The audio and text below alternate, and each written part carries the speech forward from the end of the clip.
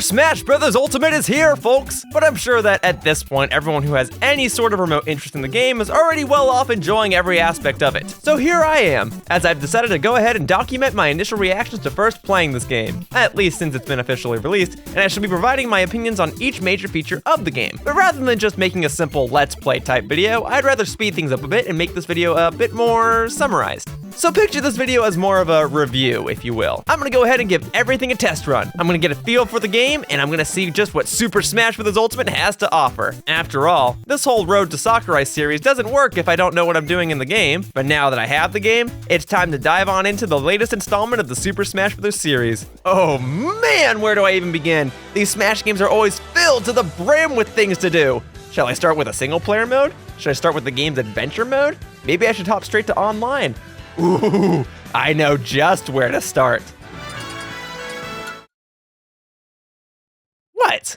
Look, there's nearly 900 songs in this game, so I'm gonna make sure that I listen to the ones that I like. And if you know me, you know that I love my music choices. So if you excuse me, I'm gonna be here for a while.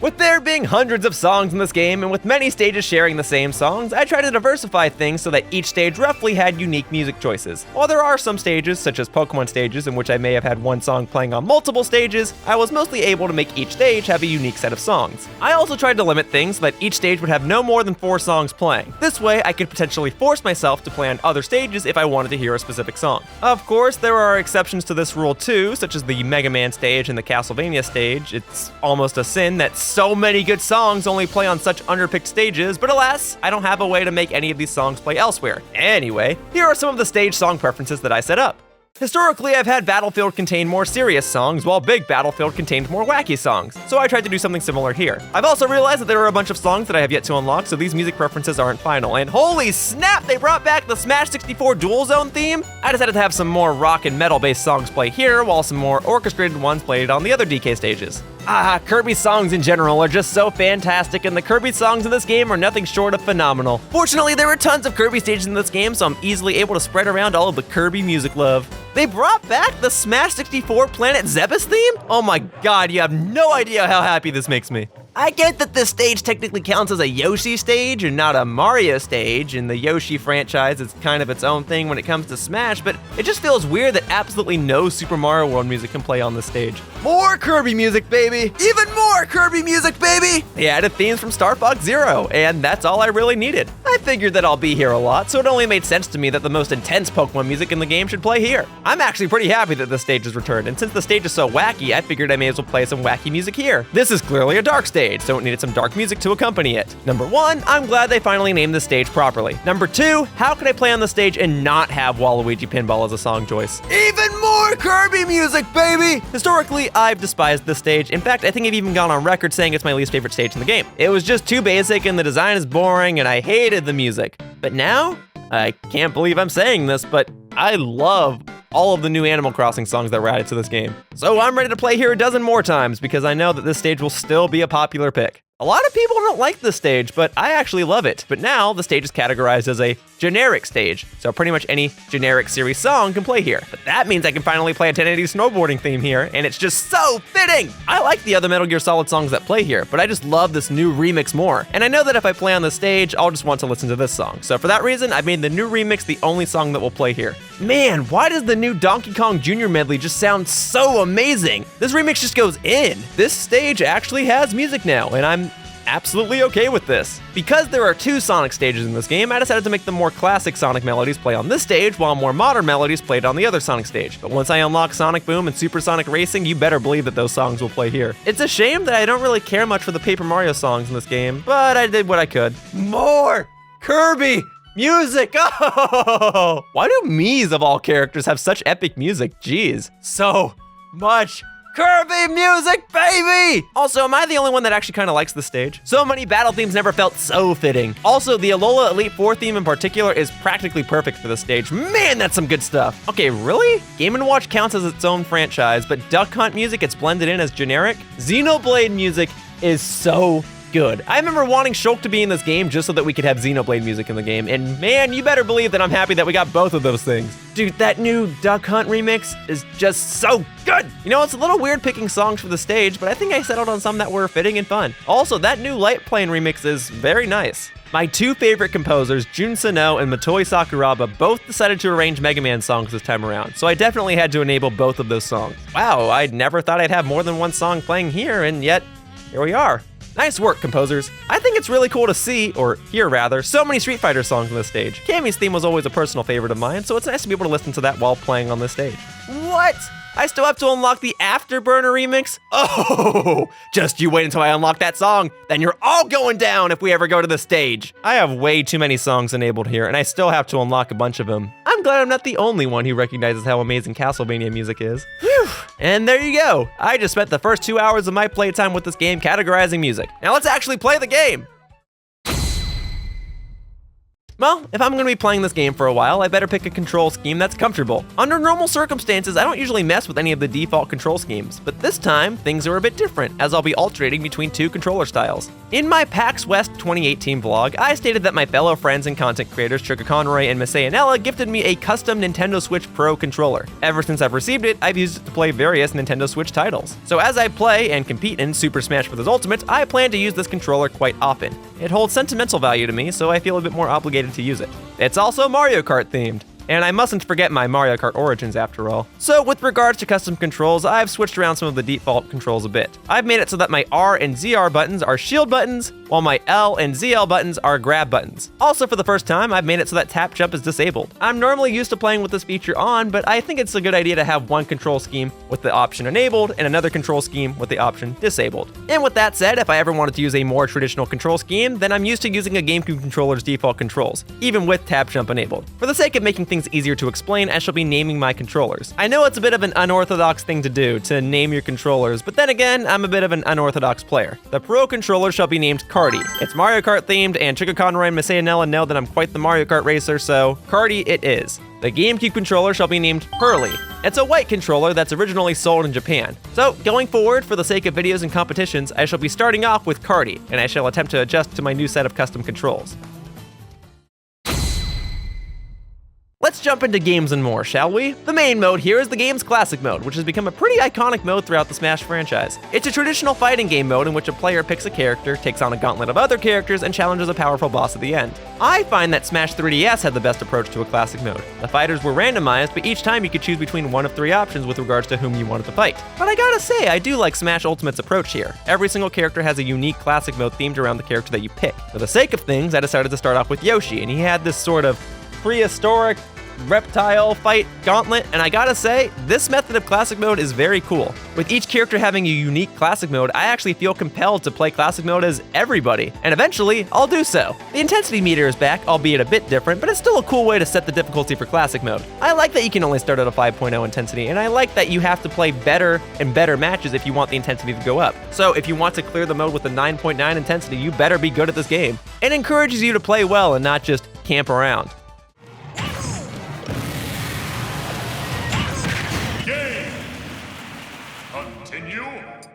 Well, that's not bad for my first time ever playing classic mode in Smash Ultimate, eh?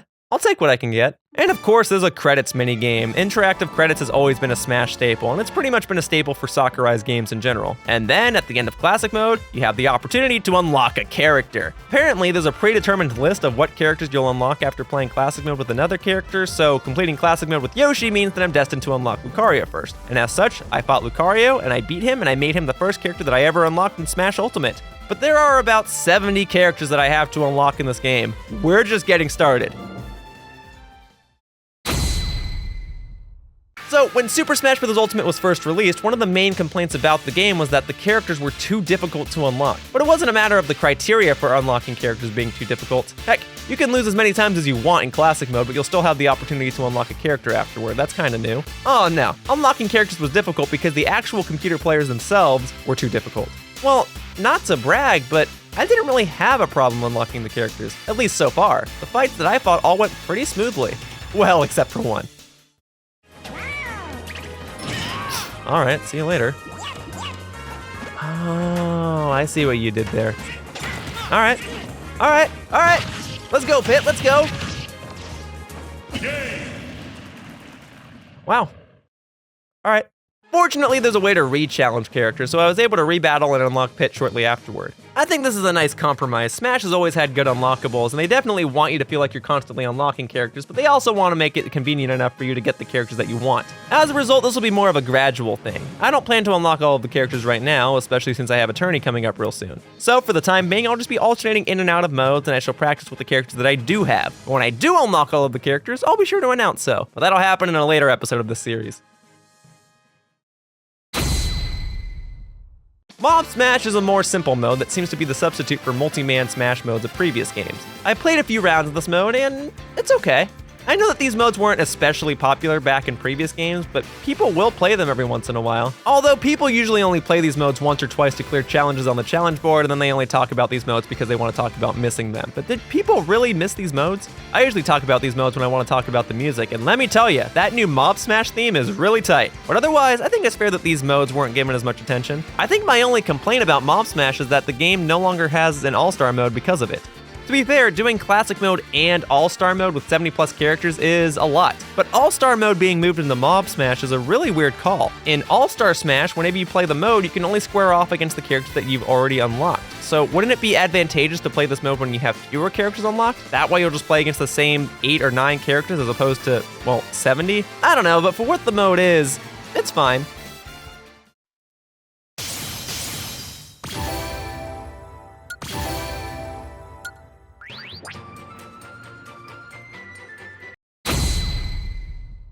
Mii Creation is virtually unchanged from previous Smash games, and I like that. You can now give your Mii's voice clips. Of course, my Mii's are going to have high-pitched voices, but I don't really plan to play as the Mii's that often. But I'm definitely glad that they're back because I know that some people make some very creative Mii's. Plus, with various other customization options removed, I'm actually really glad that the Mii's are still fully customizable. I know custom moves weren't super popular back in Smash 3DS and Smash Wii U, but seeing the Mii's have them is still a bonus. Plus, I'm glad to hear that tourneys will finally allow fully customizable Mii's, as that's how I feel things should have been from the get-go. I plan to create a few more wacky Mii's in the future for the sake of hilarity, but for the time being, I just made a few basic Mii's for demonstration purposes.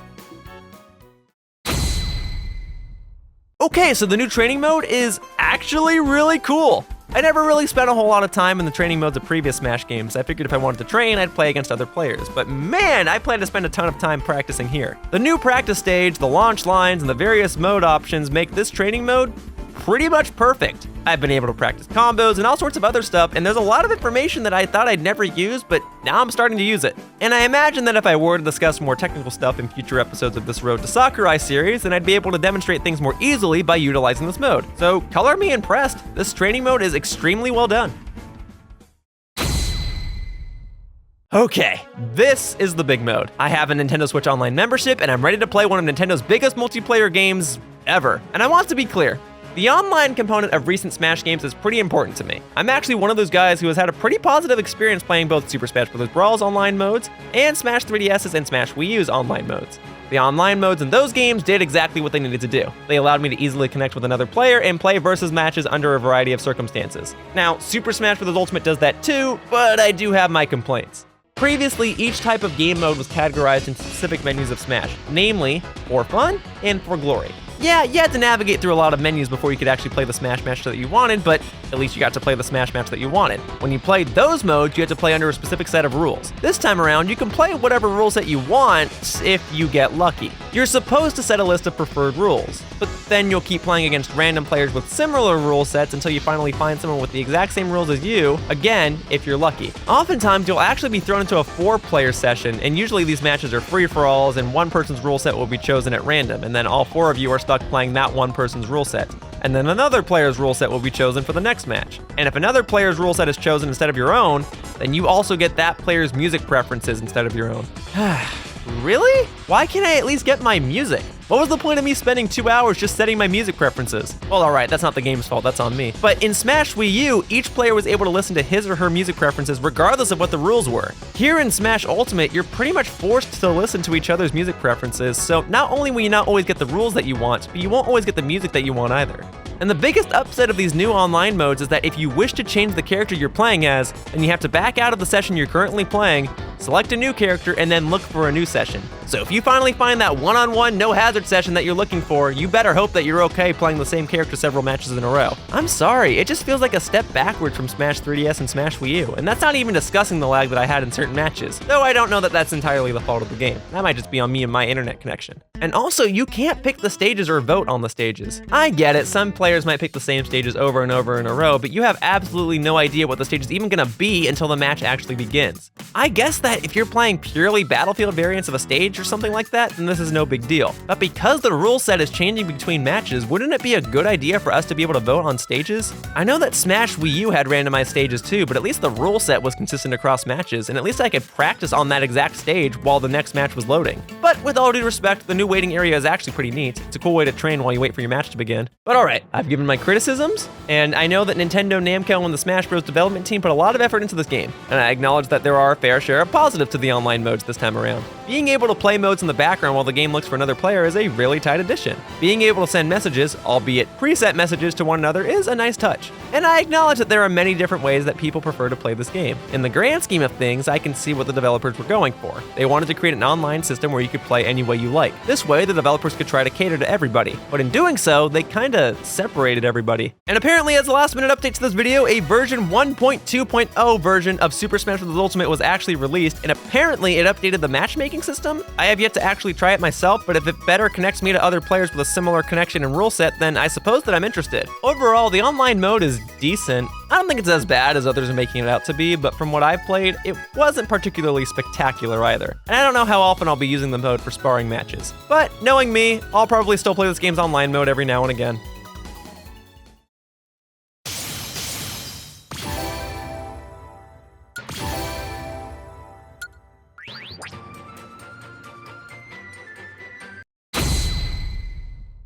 Okay, now that I've gotten my comments about the online modes aside, I want to discuss the actual people playing them, the players.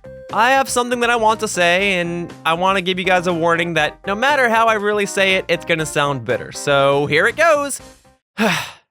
Do other Smash players know how some of these modes work? Like, okay, when I first played online, I played against a Crom player, and the match was laggy, and the guy kept spamming the same 1 or 2 moves, but I was victorious, and I figured, okay, maybe I can make this work. Then I got thrown into a 4-player group, and during that play session, I played free-for-all stock matches with a timer on. And for those that don't know, in matches like those, the winner is whoever has the most stocks remaining, and if the amount of stocks remaining is the same for all remaining players, then the match goes to sudden death. And I'm sorry, I don't really know if some players understand that. Stock matches are pretty much the opposite of timed matches. In a timed match, the winner is whoever actually defeats the most players. It's the player whoever scores the most KOs. In stock matches, it doesn't matter how many KOs you score, it's about how long you survive. So stock matches are a survival system. Timed matches are a tallying system. So when I was playing my matches and the rules kept changing, other players were constantly targeting me, even though a villager player had more stocks than I did because he was constantly flying around the map stalling out the timer.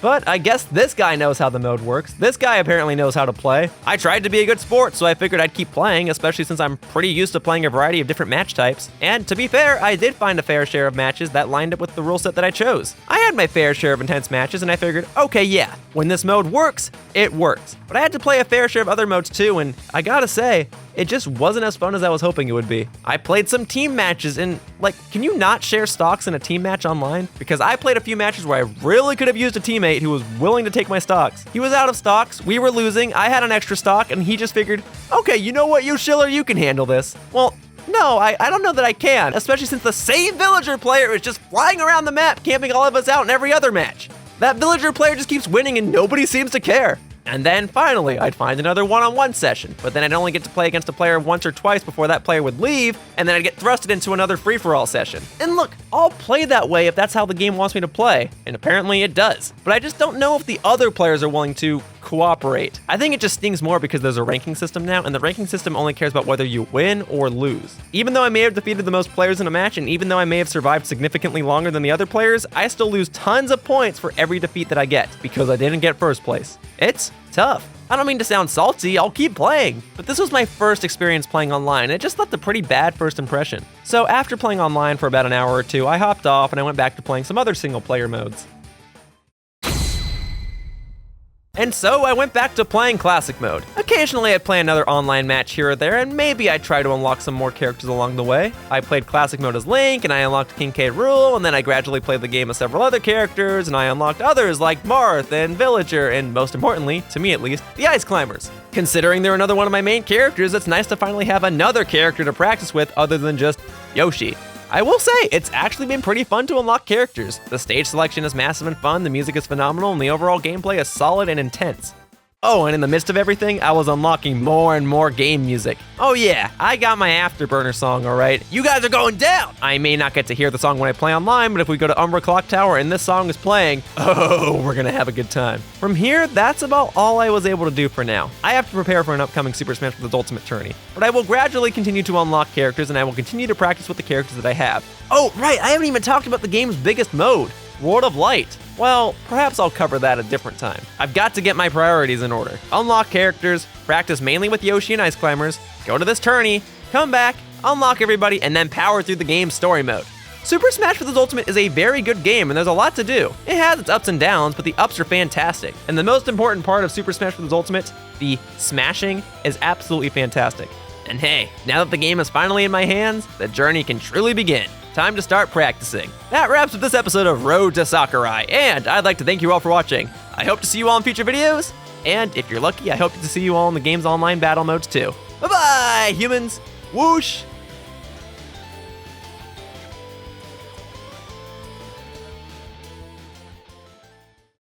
Hey everyone, if you enjoyed what you saw and want to see more, be sure to click the subscribe icon underneath the video. Be sure to click on the bell icon to be notified when a new video is out. Also, one of the best ways to support me is to follow me on Twitter. On there, you can see announcements, updates, and previews for all of my upcoming content. My tag is @Yoshiller. Thanks again for watching, and I hope to see you all in future videos. Whoosh!